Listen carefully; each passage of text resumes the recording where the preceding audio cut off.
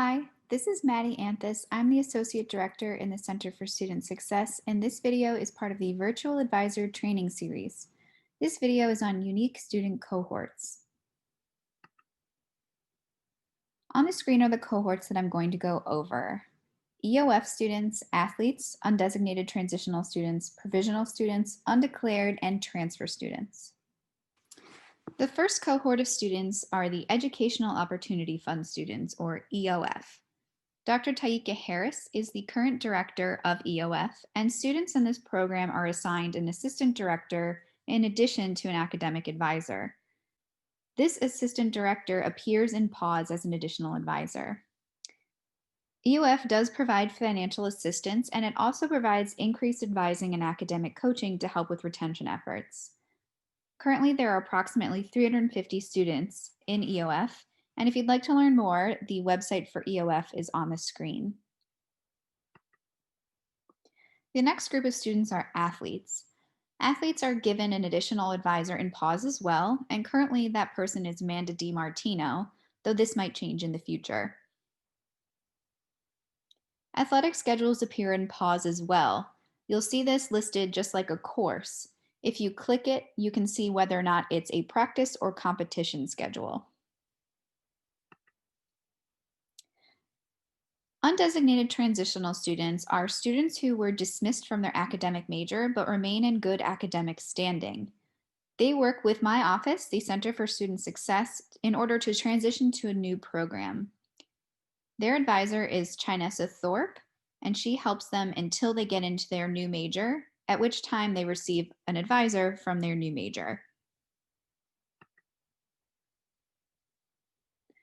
Provisional first-year students enter into the fall as provisional, but if they matriculate, they enter a program as a full-time student in the spring. Currently, there are 49 non-matriculated students in this fall of 2020. Last year, there were 103.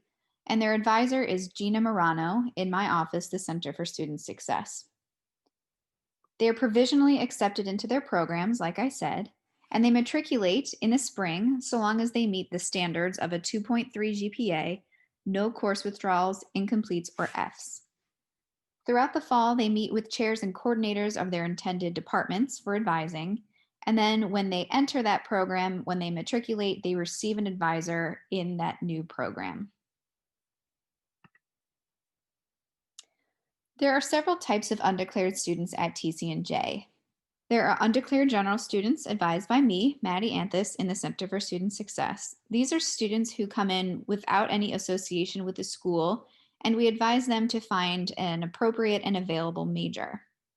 5 of our academic schools also have undeclared programs within the school.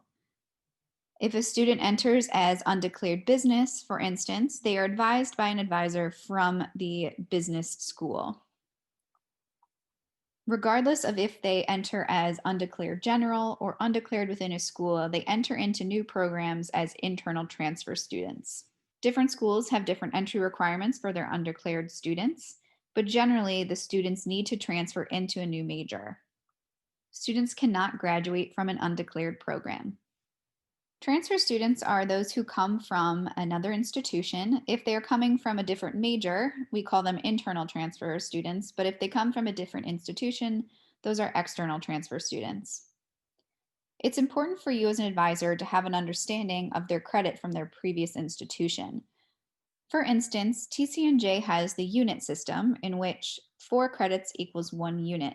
However, if they took classes at another institution where a class was 3 credits, then only 0.75 units would transfer in.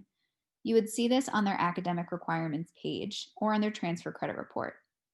If you look at your transfer credit report in PAWS, you can see the way that their courses were evaluated when they transferred in.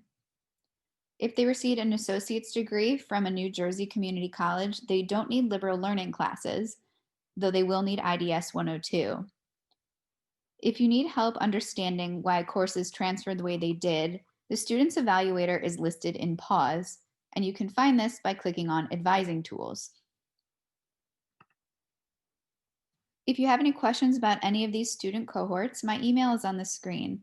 I'm also happy to schedule a one on one advising discussion with you, and my booking link is at the bottom.